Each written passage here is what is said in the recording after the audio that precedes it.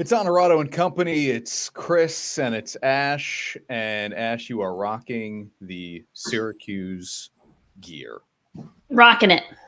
It's not very often that your school, controls the headlines and will dominate a lot of our podcasts today. So you got that right. Let's jump into it. Obviously, we're talking about Jim Boeheim out at Syracuse. Is this thing done? Rodgers to the Jets? Sure feels like it may be now. There's a dog walking in the background at our house. It's a rare occurrence, but it happens from time to time. That's Griffin. And the Giants lock up their two best offensive players. What should be next on the offseason docket? Let's go. It's Onorato Company.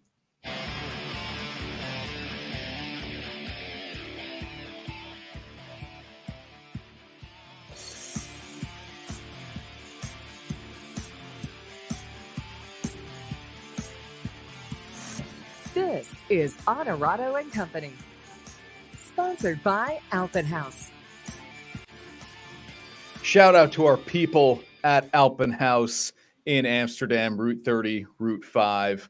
All right, Ash, the news is, of course, that Jim Boeheim is out at Syracuse. It's the biggest news of the week, given the influence he has had on college basketball and one of the great programs of all time at Syracuse. It's the biggest news of the week until or unless something happens with the Jets and Aaron Rodgers. But it is how we start our coverage here today of the Boeheim story, and it is with Performance Industrial Dirty. And now, Dirty, Difficult, and Done. Sponsored by Performance Industrial. Our guy Bill Miller up in South Glens Falls and in Albany as well. As we say, there's never a job that's too dirty or too difficult for his team to get it done. Industrial kitchens is really what they do best, but epoxy flooring and all that good stuff as well. All right, Ash, you are up. Yeah, my Dirty Difficult done. This has been my Dirty Difficult done, I think, 2 or 3 times, maybe even this year. But now it's actually done. It wasn't like, before it was like, maybe he should be done. Well, now it's done, so I can kind of react to that. But listen, as much as I was ready for Jim Boeheim to be done, I also know what he has done for that program. He is Syracuse basketball. Syracuse basketball is not anything close to what they are. We don't have a national championship without him. We aren't one of the top 20 programs in the country almost every year without Jim Boeheim. So I understand what he's meant to them, but for me, it was time. The whole scenario and how it played out on Wednesday was a little bit weird for me, and we can get into that. It was a little bit strange, and we can also talk about Adrian Autry and the future of that program. But yes, it's a day when you kind of say, okay, good. We've got new energy. We're going to have somebody new at the helm for the first time in 50 years almost, which is hard to believe. 47 years. I mean, the guy's dedicated his life to Syracuse, to the team, to basketball, to the university. And I think people understand that. But I think a lot of people, including myself, are ready for something new. Yeah, it's always difficult to move on from a legend. And this is 47 years, not 18 years, which is what Rodgers would be in Green Bay. Even though your heart tells you it's time, the head doesn't always respond accordingly. This is strange for me on a Thursday morning. And I didn't go to Syracuse, but obviously having been a college basketball fan all of my life and Jim Boeheim occupying the sideline and the bench of Syracuse my entire life, this is strange to have Coach K gone at Duke one year and Jim Boeheim gone the next year at Syracuse. 47 years, we'll run through some of it here. 1,015 wins, second all-time Division I coaches. That 2003 national championship you talked about took the Orange to 5 Final Fours, 5 Big East tournament titles, 3 Olympic gold medals with Team USA under Coach K. Countless Sweet 16s with teams that maybe didn't even belong in the tournament. I mean, this guy had a knack for winning big games in March. Mhm. He got to 3 title games in all, 87 and 96, on top of the 03 championship itself. Boeheim will be remembered in a lot of ways for being stubborn and curmudgeon-y and difficult late in his career, especially with the media. But this guy is absolutely one of the all-time greats when you look at the resume and what he was able to do with an upstate central New York school. Pretty darn good. And a grandfather or godfather, however you want to term it, of the Big East. I mean, one of the guys that is responsible for the success of that conference. And listen, you heard this was the story on the front page of ESPN.com. They were live for, unending amounts of time on SportsCenter. They had Jay Billis live from where he was talking about what Boeheim means and what he meant to college basketball. This is a guy that people went to when it came to the 2-3 zone. Like, this is a guy who helped elevate that defense, who knew everything about it, the ins and outs. That's why he was on the Olympic team, to help. You know what I mean? He had ideas that other coaches didn't have. And as much as people hate the zone and want to move on, I think Adrian Autry will play more man-to-man, but the zone will never leave Syracuse because it is part of the reason why they win in March. It is part of the reason why they made those tournament runs, whether it was Sweet 16 or Final Four, because it didn't always work in the Big East and the ACC when it came down to it because people got used to it. But when you hit March and you played a team that had never played Syracuse before, you can't replicate that stuff in practice. So that was part of the allure of it all too. Like, he's a legend for that. Yeah, maybe as long as they keep hiring guys who played for Boeheim, the 2-3 zone will stay. When it leaves when the head coaching position leaves the Cuse family, they won't play zone anymore. No one else in the country plays it. Nobody. They'll occasionally play a little matchup and some junk defenses you see if you watch games, but nobody's playing 2-3s. It's wild. Autry was the top assistant. He was the presumed guy who would take over for Boeheim, and it is in fact what actually happened here. We'll get to your comments here in a moment, I promise. But Ash, you mentioned it was all a little weird. It was weird. Wednesday. Boeheim said post-game after a buzzer-beating defeat to Wake Forest. Oh, by the way, I always have the choice of retirement, but it's their decision, meaning the school, as to whether I coach or not. It always has been. That means it wasn't his choice to go. And some half-truths in there. Like Syracuse hasn't always had the say as to whether or not Boeheim returned as coach. Boeheim eventually gained autonomy on that campus. If he decided he wanted to continue coaching, there was no administrator who was going to stand in his way. Time, especially with NIL, has passed him by a little bit, and I think the school realized now's our opportunity. He's not winning either. He's 17 and 15. Now is a good opportunity for us to move on if that's in fact what we want to do. But you're right. If you read between the lines here, this is not. He doesn't want to go. This is not a voluntary retirement. So we're both on involuntary retirement here for Boeheim. Involuntary. And I don't know that he's going to go away. My guess is he stays on. And he said he hasn't been offered anything.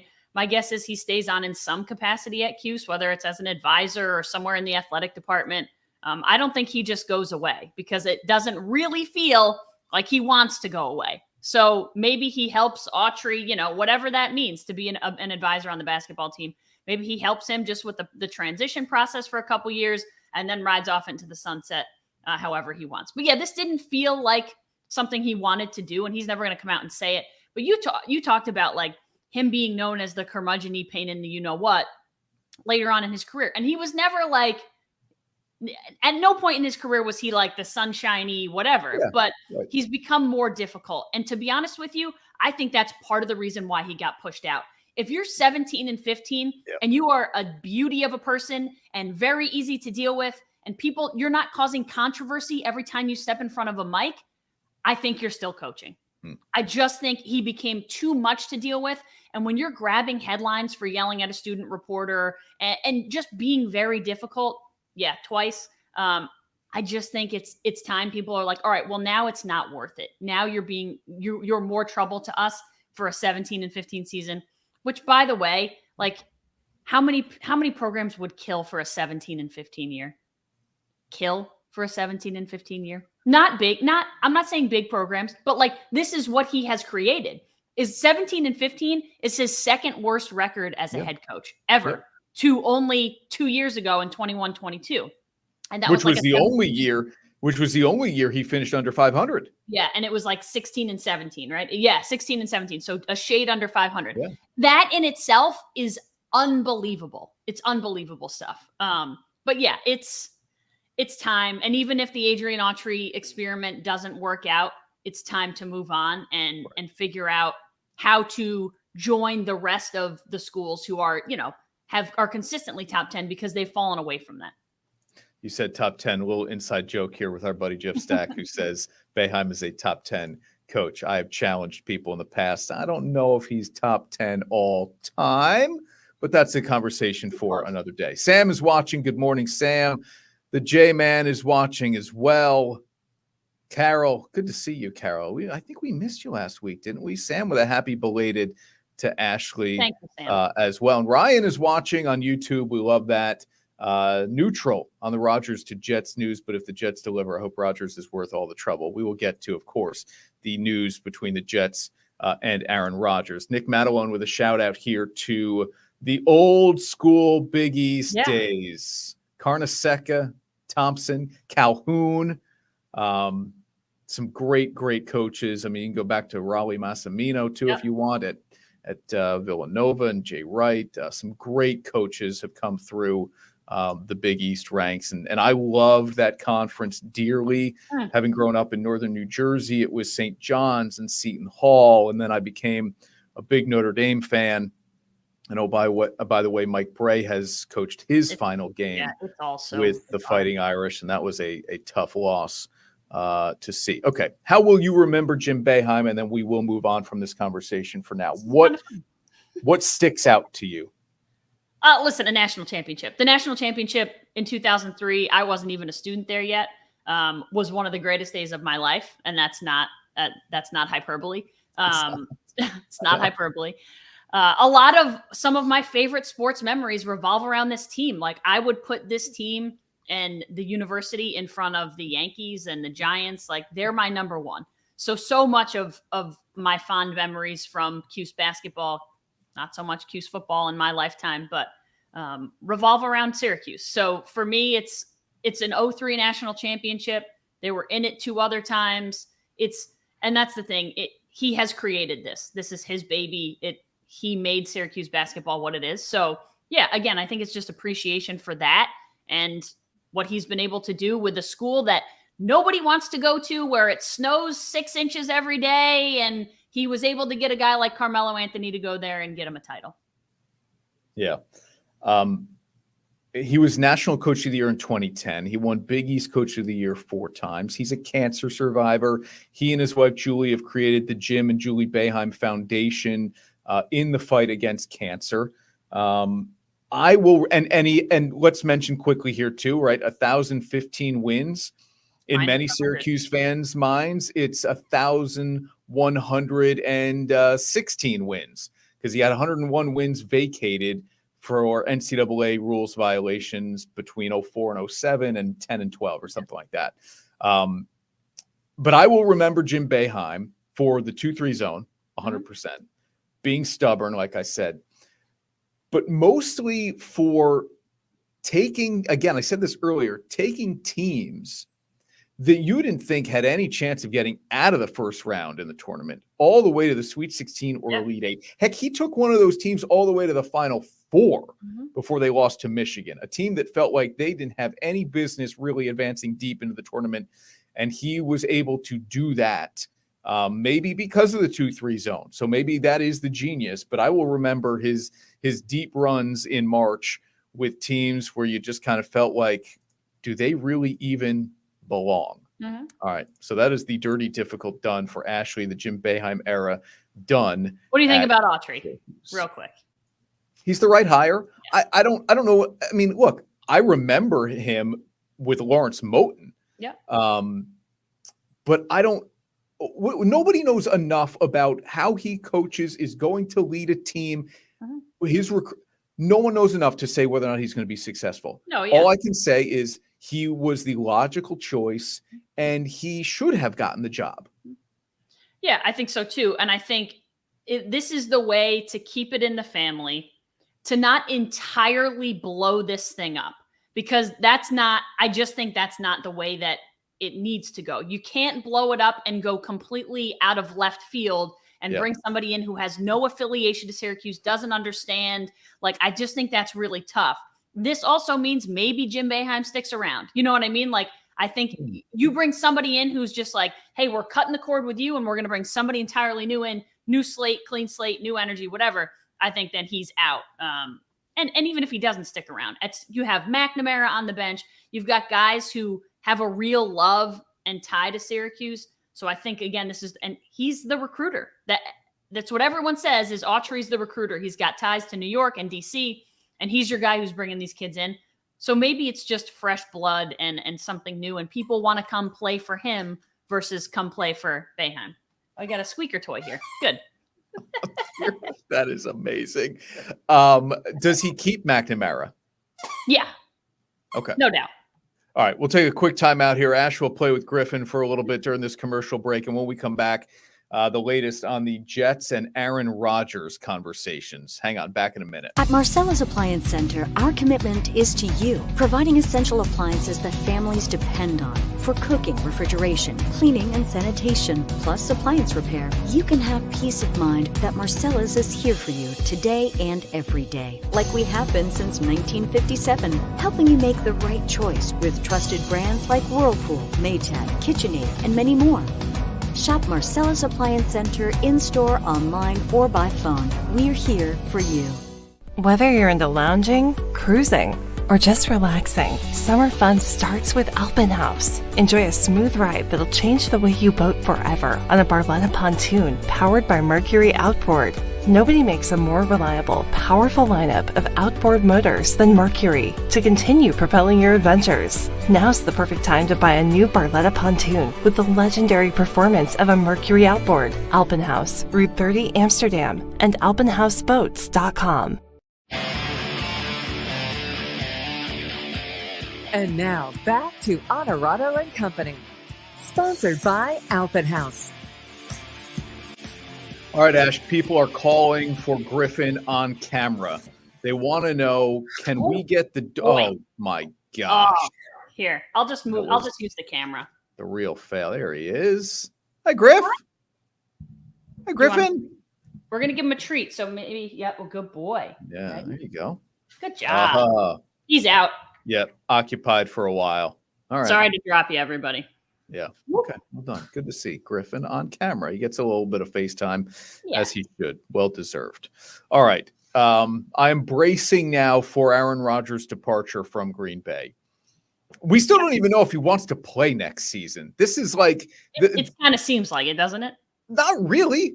I mean, the Jets wanted to meet with him. He took the meeting. Maybe the Jets meeting was in a way for him to decide, okay, I don't know if I want to play, but maybe the Jets situation is so good that it convinces me I absolutely want to play.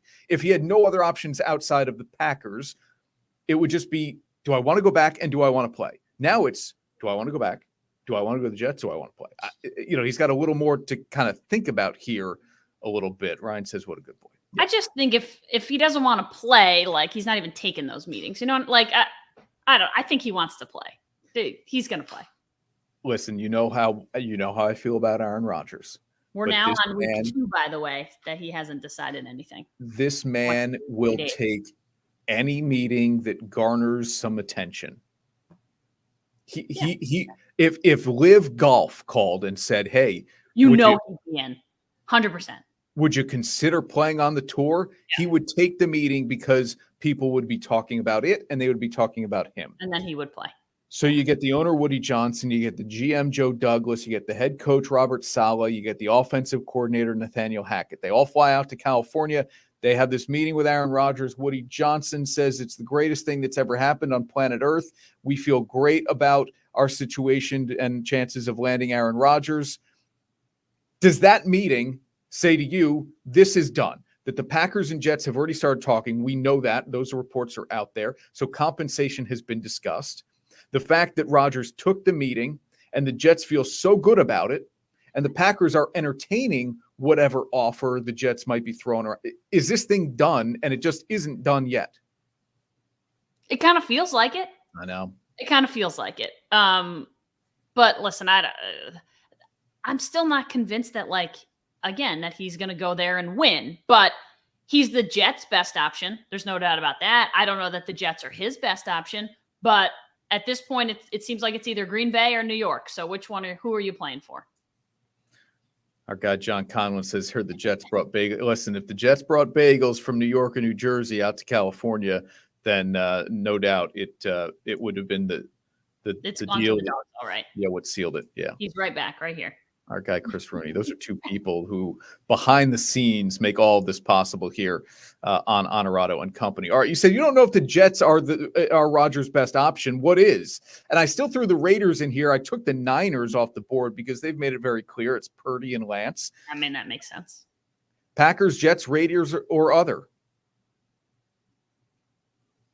I mean, I guess the Packers, but maybe the Jets. I don't know. I guess maybe the Jets are his best option, unless there's somebody flying in under the radar that we don't know about, but it doesn't seem like anybody else is all that interested. So I don't want to say things got stale in New England with Tom Brady because, my goodness, they won a Super Bowl not too far before the time he decided to leave, right? I mean, they lose to the Eagles, they lose to the Titans in the playoff game, and then he leaves. But they won the Super Bowl before that. So this isn't like things getting stale with Brady in New England, but maybe it's stale in Green Bay with Rodgers. Maybe he just never saw an opportunity quite like this one present itself where he said, a fresh start is going to be good for me. And maybe it ends up being good for Green Bay as well. Maybe it has just, sadly, as much as I hate this, run its course, because I believe Green Bay's best chance to win next year is with Aaron Rodgers. Yeah, I think so too. But it's not with Jordan Love. Well, with Rodgers more than Love. I don't know that they're going to be good or bad with Love. I have no idea. No, but they're not. You're not going to say that. Like, I think anytime you have Aaron Rodgers at the helm in Green Bay, is you have the chance to win a Super Bowl. Yes. You're not going to say that with Jordan Love under center. So do we see Rodgers reignited by the fresh start in New York, the way he was reignited when the Packers ticked him off by trading up and drafting Jordan Love? Does he need kind of the pressure as well? Is it good for just everybody? Maybe. It hurts me to say that, but maybe it is just good for everybody. Yeah. But listen, he's not the first person this has happened to, and he's not the last. Like, you brought up Brady. Like, listen, your guy Favre, his time was up there, and he went on and played some really good football after he left Green Bay, as much as you hate to hear that. But he's not the first guy this will happen to. He's not the last. It's like a relationship. And we know how those have gone for Aaron Rodgers. I'm surprised he's been in Green Bay as long as he has. Yeah. And there have certainly been a lot of highs and lows. It's been a roller coaster. I'm surprised he's lasted this long. So yeah, maybe it's just time to see what happens elsewhere. And they always say the grass isn't always greener, and that's fine. Maybe it doesn't work out for either one, but sometimes you just have to try. And maybe that's what they think. Like, you know what? We'll let him go do his thing. The Jets think, yeah, this is our best shot. Let's give it a try. If it doesn't work here, oh, well, it hasn't worked any other year for them. And it's the end of Rodgers' career. If he doesn't think like, yeah, we're definitely a Super Bowl contender, the Jets are close. They're close. To Sam's point here, which I've left up on the screen here, the Jets with Favre were 8-3 before he tore his bicep. They were a good team with Brett Favre, and he was playing really, really well. And then we saw how well he played when he went to Minnesota. Quick thought on Rodgers to the Jets. I mean, would Joe Namath allow him to wear the number 12? Do you unretire it for a couple of years that Rodgers is there, or is he wearing number 8, which he wore at Cal? I don't know. Just kind of a random. Could you see him wearing anything other than 12? It'd be so weird. Yeah, I mean, 8 would be the only one, I guess, that would make sense. And I don't know what he wore at Butte Community College. Where would the Jets rank in the AFC if they do, in fact, make this trade for Rodgers? And I mean, look, to do this in proper order, we can either start with ranking the defending Super Bowl champion Kansas City Chiefs or the closest enemies to the Jets, and that is the divisional opponents, which obviously Buffalo is very good. Miami should be very good. Yeah. And New England is in that division as well. Where would you put the Jets overall in the AFC? Because the Jets aren't bringing Aaron Rodgers in to win a division. Mm-hmm. The Jets would bring in Aaron Rodgers to make a deep, not win a Super Bowl, but to make a deep run in the playoffs. So where would this team be in the conference with him? Yeah, I mean, I think if we're talking about the division, which I know you said you're not here to win a division, but you win the division first. I still think that immediately puts them, oh my goodness, puts them on par. He's going to need another treat. Puts them on par with the Bills in the division, which all immediately elevates them in the conference, because you're talking about, if you're the best in that division, you're probably one of the best in that conference. I'm not sure it puts them over someone like the Chiefs, but it immediately makes them a contender in the AFC. Listen, Griffin with the squeaky toy is more entertaining than any of the squeaking we're doing here with our Packers takes. Chiefs, are the Jets better than the Chargers? Are the Jets better than the Jags? Are the Jets better than the Bills, Dolphins, which you've already mentioned? Are the Jets better than the Bengals? Probably not the Bengals, but I think when you talk, the Chargers are totally unproven, haven't proven they can win in the postseason. Obviously, the Jets haven't either, but I think when you have everything pretty much but a quarterback, it feels like they're just closer and to be ready to go. Well, there you go. Mm-hmm. Okay. Yeah, so the Chargers, yes. For me, the Jags, same thing. Like they're better than the Jags because they have Aaron Rodgers. I don't know that they're a better all-around team, but Aaron Rodgers takes them to the next level, one that Trevor Lawrence doesn't take the Jags to. Who else did you name? Cincinnati, Kansas City. Cincinnati, obviously, like Burrow makes them as good as they are, but I think all the other parts of New York are like the defense and, those parts are better. Yeah. Look, there's part of me that believes Buffalo's window is closing if it hasn't closed. So maybe the Jets feel that way too and say, hey, we can win this division. Like, yeah, everybody loves Buffalo, but we can win this division next year if Rodgers is. And I believe that too. If Rodgers is there and Breece Hall is healthy, they'll do some other things along the way here to improve the offensive line. The defense is good as it is. Another receiving option would be helpful. Yeah. I know, we love some of those, but you're going to have a hard time selling me on Sims and Moore being absolute beasts, Mims and Moore being beasts when Rodgers arrives. So you can't rely on just the one guy. Rockman likes Rodgers going to the Jets. All right, Ash, take another time out here. Get a treat for Griffin. And when we come back here on Onorato and Company, we will dissect what the Giants were able to do this past week in keeping Daniel Jones and Saquon Barkley. Back in 30 seconds. The Albany FireWolves professional indoor lacrosse team invites you to join us on Saturday, March 25th at 7 p.m. as we take on the Toronto Rock for Star Wars Night. Post-game autographs right on the turf, featuring members of your Albany FireWolves.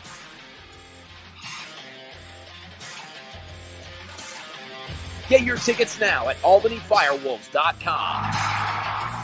Join the pack.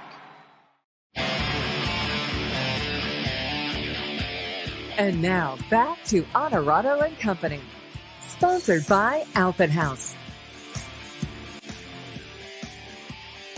NCAA tournament is right around the corner. We will break down who we think is the most dangerous bubble team heading into March. We'll also look at Patrick Ewing's status at Georgetown now that he's 6 seasons in. Will he get a 7th season? We have our FireWolves guest this week as well. It's Jake Fox in Follow the Pack segment, sponsored by the Albany FireWolves. And we'll jump into what Kevin Huerter and the Kings are doing post All-Star break as they continue to climb up those Western Conference standings. But the Giants did 2 really good things here, in my opinion. They lock up their quarterback, Daniel Jones, 4 years, $160 million. A I'll detail where that puts him in terms of how he's paid annually. And they use the non-exclusive franchise tag on Saquon Barkley. That would pay him about $10 million next year. It also would allow Barkley to negotiate with other teams if he wanted. And if he were to get an offer, the Giants would have kind of that first right of refusal. They could match it or let him walk. And if they let him walk and he signs with somebody else, they get 2 first-round picks. So here's the deal.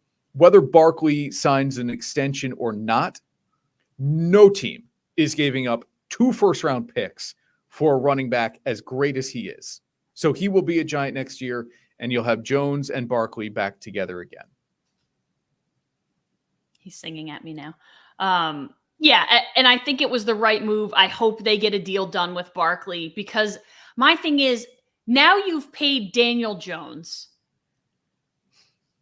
And I don't even know where he ranks in the quarterbacks in the league, but I'm not talking pay-wise, I'm talking skill. Oh.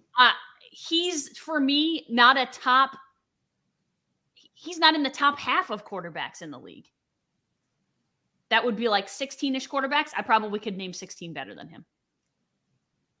For me, you've now paid him $35 to $40 million a year, and you're going to go tell Saquon, "Hey man, we'll give you 10, but we're not really in that 13 to 14 range yet that you want." That's bizarre. Do you know, like, he's one of the top running backs in the league, one of the top at his position, and I understand how that works, and they're injury riddled and whatever, but like, you're going to pay Daniel Jones $35 million a year and tell Saquon Barkley you're not willing to give him 14? That to me is offensive if you're Saquon Barkley. Okay.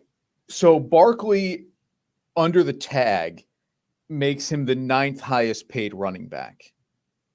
I don't know if that changes your opinion at all. He's a top 10 paid guy. Sure. Boy, you've thrown me for a loop here because I want to play this thing out. I hate to do anything like this 16 more quarterbacks live on the show, but I'm tempted to do it. This is a radio thing. This is a podcast. Maybe it fits. I get it. Yeah. You think Jones would be 16 or lower? Well, let's try this. Here we go. Okay. Start counting. We ready? Go ahead. Josh Allen. 1. Justin Herbert. Trevor Lawrence. I'm going to go young. Go Patrick Mahomes. Listen, I'm not putting him in front of Russell Wilson. I know how bad Russell Wilson was last year. I'm not putting him in front of Russell Wilson. We're talking body of work. Body of work. He has had one good season. One good season. I'm talking about who are you taking for next season, period. Are you taking 15 quarterbacks? And look, if your answer is still Russell Wilson, that's fine. It's still Russell Wilson. But I don't care what anybody's done in the past. I'm talking about who can I win with in 2023? And maybe I don't know, Ash, maybe we still get to 15 guys before DJ. But that's how we should gauge this thing. Are you keeping count still? I'm ready. Jalen Hurts. I'm still putting Tua Tagovailoa in front of him. Lamar Jackson. Aaron Rodgers. Oh, Aaron Rodgers, sure. Kirk Cousins. I'm putting Kirk in front of him. He just beat Kirk Cousins in the playoffs. Derek Carr. I don't care. If it is just up to the quarterback, I'm taking Kirk Cousins. I'm taking everyone pretty much in front of him. This now I'm starting to feel like there's something about the Giants fan base, because you're not alone here. I feel like there's something about the Giants. There are just people who are more proven. For me, one season does not make you worthy of the contract that he just got. Regardless. Mm-hmm. I'm just going based on your statement of where he would rank. There is something about the Giants fan base that is striking me now that undervalues their quarterback. Forever, Giants fans. Let's go back to last year's episodes and see what you had to say about Daniel Jones. If not for the 2 Super Bowls, what has Eli done? That's not how I feel about Eli Manning. I would take Daniel Jones. Here's the deal. He is 1, 2, 3, 4, 5, 6. He's tied for 7th among highest paid quarterbacks. They also just happen to be the highest paid players in the NFL. Does he deserve that? Is he No. the seventh best? Yeah. No, but when you look at the other quarterbacks in the top 6, it makes sense, because what we've seen is anytime a quarterback is up for free agency, Yeah, they almost reset the market. Yeah, and I get that. So here are the 6 guys ahead of them. Okay. Okay. Aaron Rodgers, Russell Wilson, Kyler Murray, Deshaun Watson, Patrick Mahomes, Josh Allen. Now Jones is tied with Dak and Matthew Stafford. Stafford just won a Super Bowl. We know that. Mhm. Dak can't win a playoff game. Nope. Allen has underperformed in the playoffs. Deshaun Watson, by all accounts, is a despicable human being. Also hasn't done anything in the playoffs. Sure. Kyler Murray may not be able to play the position in the NFL. He's from what we've seen. Maybe the only one I wouldn't take over him. Murray. Of that group. I'd still take the athletic ability of Deshaun Watson. I'm not saying I want him on my team, but if I need to say like, hey, I'm going to plug in a quarterback and try to win games, I still think it would be Deshaun Watson for me. Okay. J-Man with some research here. This is why we love Jason Pulaski on the show. He does research real time, which we can't do while we're occupied speaking. Number 18, going into 2022. Well, I don't know that it's going into, but that started in 2022. Ooh, yeah. So Jay, I wonder if it's when was that? This based on last, Good question. Okay. I have more on this. Well, I did, but this is the deal. 4 years and 160. I love lists. I love debating lists. Me too. As soon as you threw that out there, where does he rank? I'm immediately intrigued. I don't not think top 10, right? You can name 10 quarterbacks, right? I said 16. It's probably like closer to like 12 or 13. He's not top 10. Yeah, he is not top 10. Dogs are smart creatures, because Griffin has realized if I annoy Ashley with my squeaky toy while she's working, I will get a treat. And there he is with the octopus. What do you got? Squeaking. Yeah. He does. Okay. He knows he's going to get a treat. You want? I know. He has understood if I continue to do this, I will get a treat. So when we come back here, go ahead. When we come back here on Onorato and Company, back in just 30 seconds, who's the most dangerous bubble team out there? As we are in the middle of conference tournament week. If you're watching us live on the weekend, I hope the teams we're about to discuss are still alive or have even made some noise. Came out in mid-February based off last year. Now, are you taking Brock Purdy over Daniel Jones? Is he going to get him to a conference championship game? Then yeah. Listen, he's hurt, so I'm not taking him over anybody. There's a lot of things that have yet to be seen with Brock Purdy, I think, but I'm taking Brock Purdy over Trey Lance if I'm the 49ers. Are you taking Brock Purdy over Daniel Jones? Okay, outside of Daniel Saquon Jones had Barkley, one good season. Brock Purdy had 8 good games. It's pretty close. and Brock Purdy had maybe the best defense in the NFL. Yeah. He had an all-pro running back in Christian McCaffrey. Mm-hmm. He had Deebo Samuel. He has one of the best tight ends in football in George Kittle. Name me somebody outside of Saquon Barkley who you would say this guy 100% starts on another team in the NFL offensively.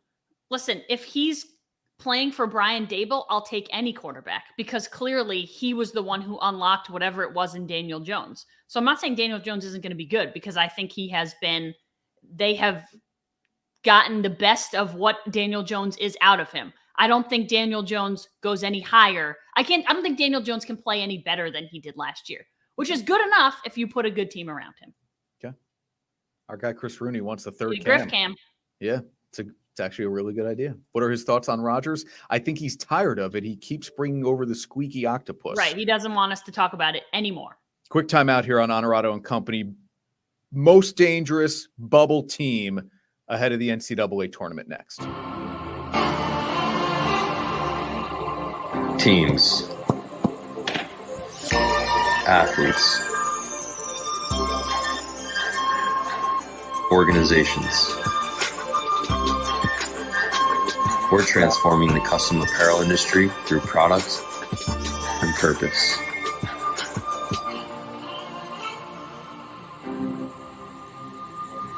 Claim your crown.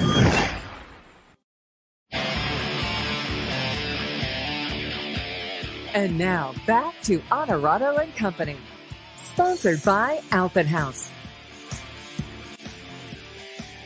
Jake Fox of the FireWolves still to come here on Onorato and Company in the segment we do each and every single week called Follow the Pack. Back-to-back road games coming up for the FireWolves before a home game at MVP Arena at the end of the month.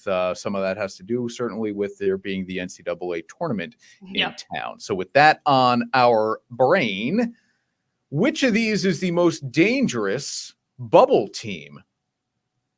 There's an obvious answer for the blue-blooded crowd out there, but maybe you see potential in one of these other squads as winning a game or two in the NCAA tournament. Yeah, obviously, I think it depends on the matchup, but you're talking UNC is my guess. Yeah, I would go Michigan or Penn State for me because I think Penn State has shown the ability to surprise people and knock off that big team. And I just think playing in a league for both of those teams, playing in a league like the Big Ten prepares you to play. They're not going to play anyone better than they've seen in Northwestern and Maryland. And that's a gauntlet.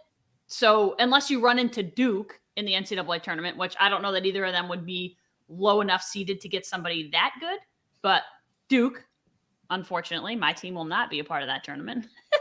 We will not extend in Boeheim's career. I think the Big Ten is so overrated this year. Yeah, and I think, and this happens with the ACC too, but the Big Ten underperforms in the NCAA tournament. Yeah. I just think that a team like Penn State has the chance, because that's a bubble team. It's not like you're putting Northwestern in or Purdue in and they're going to fall early on. Maybe they will, but this would be a team that would surprise people if they won. If they lost, they're a bubble team that just doesn't win.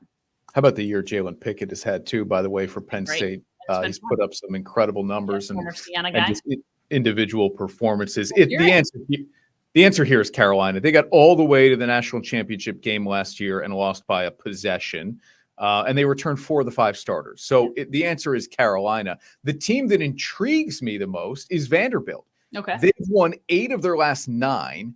They play in what I believe to be this year the best conference in college basketball. It's the SEC.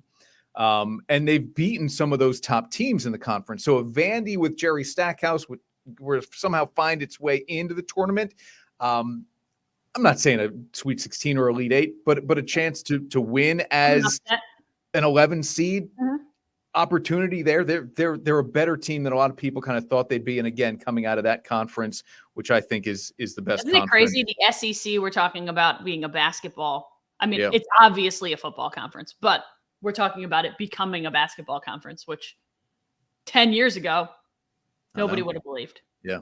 Is Patrick Ewing's career at Georgetown as the coach done? 13 wins the last 2 seasons, 6 last year, 7 this year. They suffered 29 straight losses in the Big East before that ended in January. You see the numbers on your screen, 75 and 109 in his 6 seasons as the head coach. The question is, he should be done. It's not going to happen with Ewing at Georgetown. They got to the NCAA tournament once. They had a miracle run through the Big East tournament as the 8 seed during the COVID year.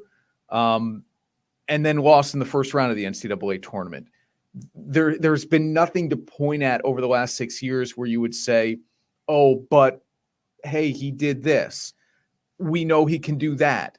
And so I hate to say it, but I always say, don't hire the legend because it never works. Yeah, it's St. tough. John's hired Chris Mullen, same time Georgetown hired Patrick Ewing. Mullen is already done at St. John's. Ewing is going to be done at Georgetown. Yeah, listen, you said it. It stinks because you hire the legend. This is a guy that went to 3 Final Fours and won a national championship at Georgetown.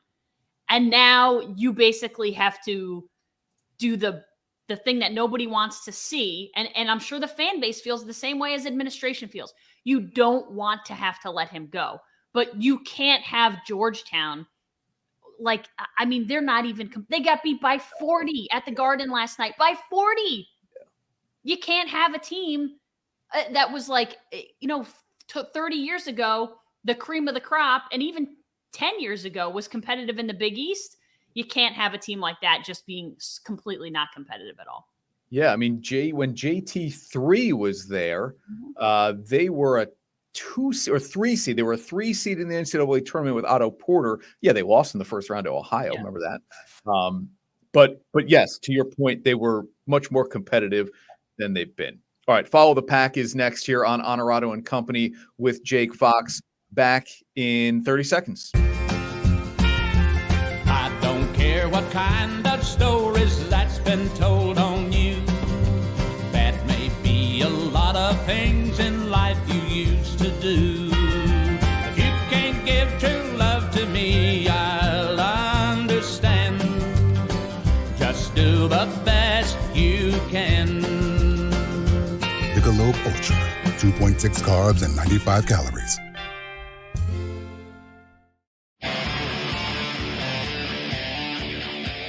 And now back to Onorato and Company, sponsored by Albany House. Ash, you know, I listened to this podcast called Smartless with Jason Bateman, Sean Hayes, Will Arnett. They force their weekly guests to sit through some of the most agonizing drivel any humans have had in terms of conversation. That's not what we just had. Oh.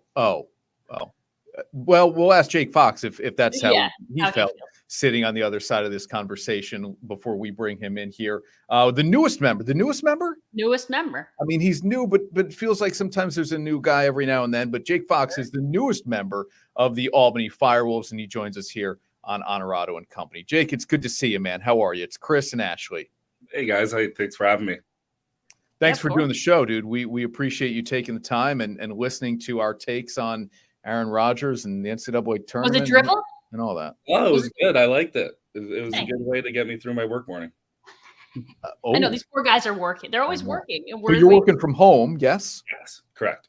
All right. Well, we'll get you back to the job here momentarily. First of all, how's it been in Albany? It's only been a couple of weeks, I know. You scored a goal in that game against Atlanta. How's it been so far?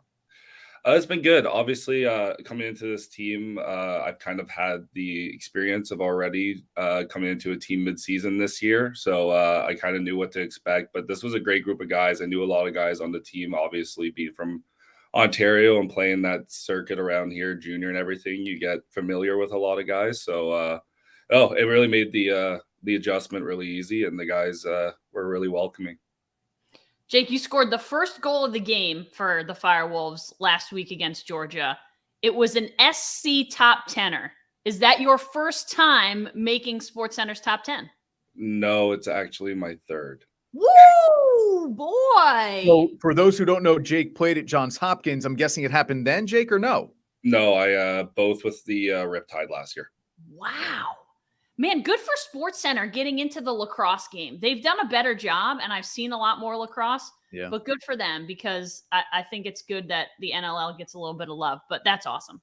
And Ashley is the expert here. She cleans up my mistakes. I said Atlanta. It's Georgia. Okay, what was your highest ranking play on SportsCenter's top 1?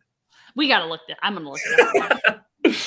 Yeah, I got one last year. It was the AFC Conference Finals. When the Bengals got that pick to win the game, that was number 2, and then I was number 1 that week. Holy smokes. That's amazing. By the way, one of our viewers here, Jason, goes, no, it's actually my third. Could not have been said any more casually. It's true. He's a modest guy. Played it very cool. Would you say that what ranked number 1 for you was your best play, or would you put one of the others up there? Yeah, okay. Yeah, all right. One was number 1 for sure. We'll look it up. Okay, good to know. 30-year forward out of Hopkins, like we said earlier here already. All right, Jake, now that you've been around this team a little bit, you will be relied on here to create some of the offense that this team needs.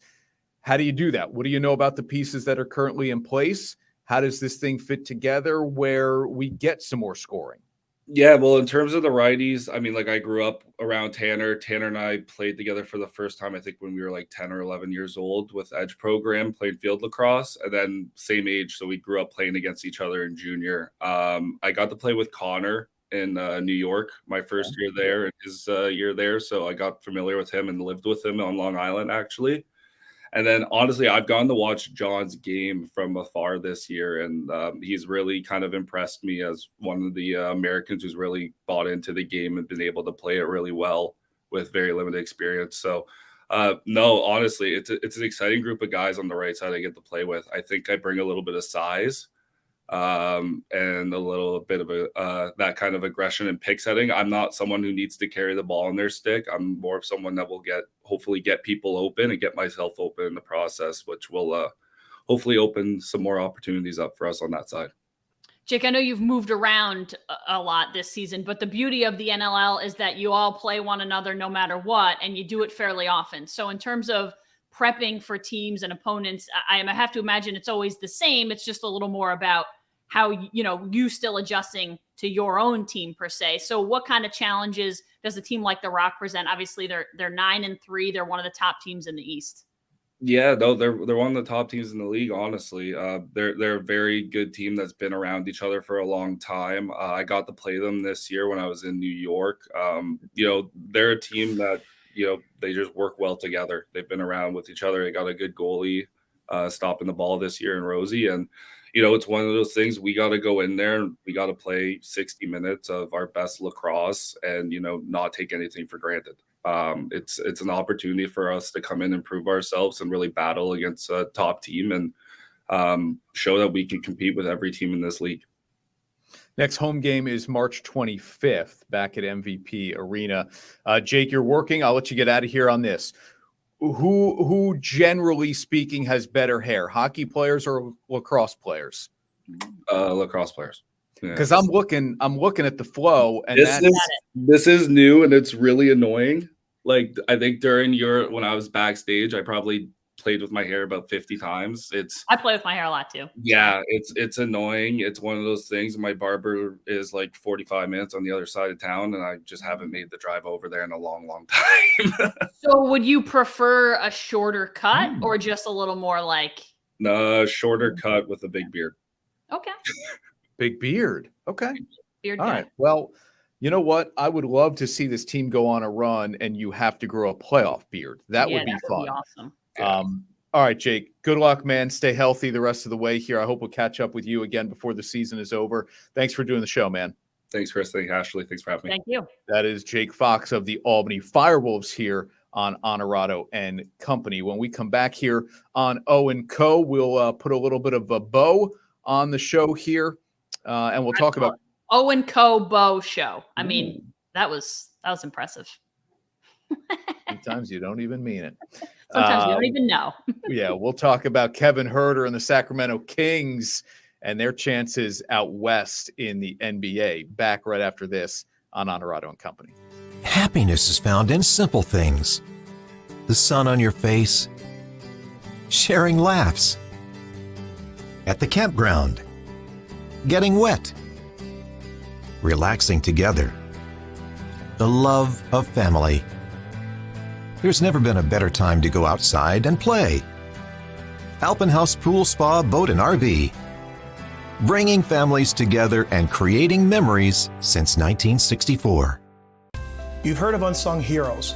The men and women of Naiskoba are the unseen heroes. For the past year, you've learned about our many charitable endeavors. Now it is my privilege to share with you the work performed by our members, the 20,000 state correction and law enforcement officers shielded from view. They work in difficult and dangerous conditions and are an extension of the police who protect our neighborhoods. Naiskoba honors New York's police and firefighters and salutes its own members who help deliver a peaceful night's sleep.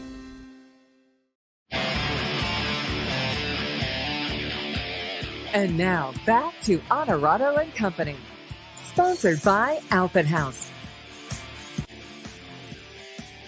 All right, Ash, don't look now, but here come the Sacramento King. Oh, my gosh. I give the people what they want.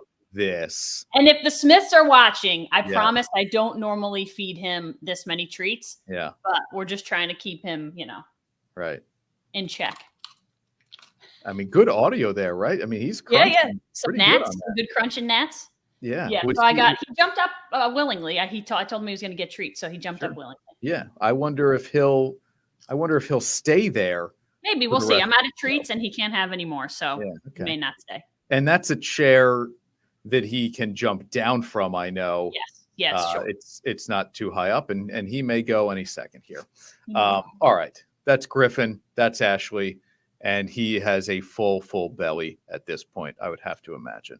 Okay, yeah, I am, Ryan. I am a poet, and I didn't even know it. Yes, Griffin is just visiting.